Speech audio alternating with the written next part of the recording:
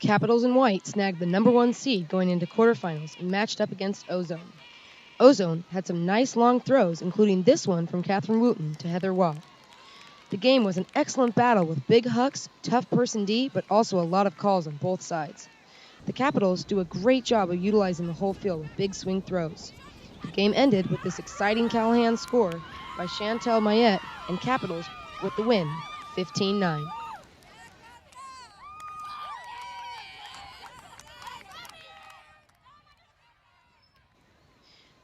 Boston's Brute Squad faced off against Texas's Showdown in the quarterfinals. Brute Squad wore white and Showdown worked the gray jerseys. Here was an awesome Callahan by Vivian Zayas to tie the game at fives. Both teams ran patient offensive sets and played tough D. This game was full of big grabs and some brutal marathon points. Brute Squad ran away with the win in the end on this fantastic comeback catch by Betsy Calkins. Brute Squad looks fired up as they head on to the semifinals.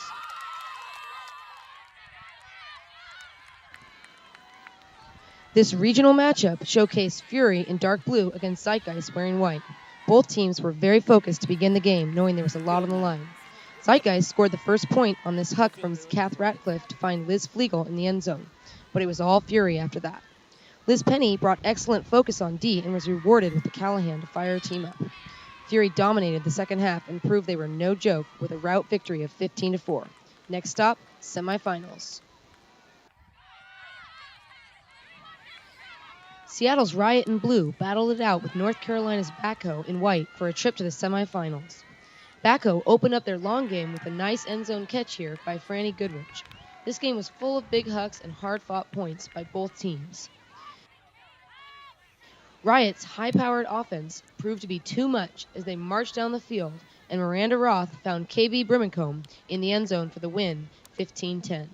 The next time we see Riot, they will be playing hard in the semifinals.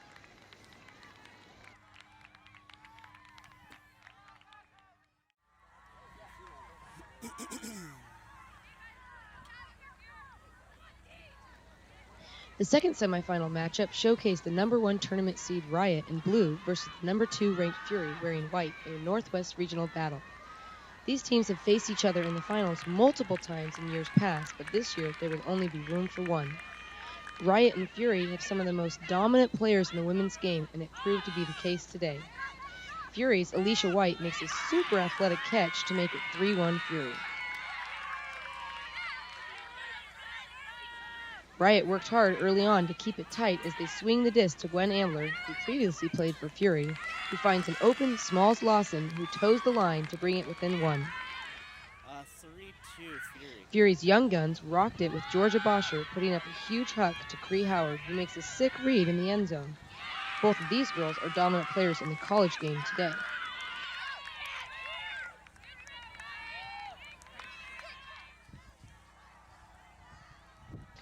Riot relied on their handler movement to stay in the game, with Loriana Berman floating a pass to a fully extended Miranda Roth in the end zone. Here, Jen Wilson for Riot had a nice huck to Maddie Frey, who makes an excellent catch to inject energy and try and get Riot back in this game. In this play, a focused Liz Penny leads her receiver and connects with Daria Clancy in the end zone to make it 14-6. Riot's Miranda Roth floats a flick to her receiver as Slap comes screaming in for a huge layout D, but it tips up and Shannon O'Malley runs down the catch for the score. In the end, Fury maintained focus and finished out the game 15-7.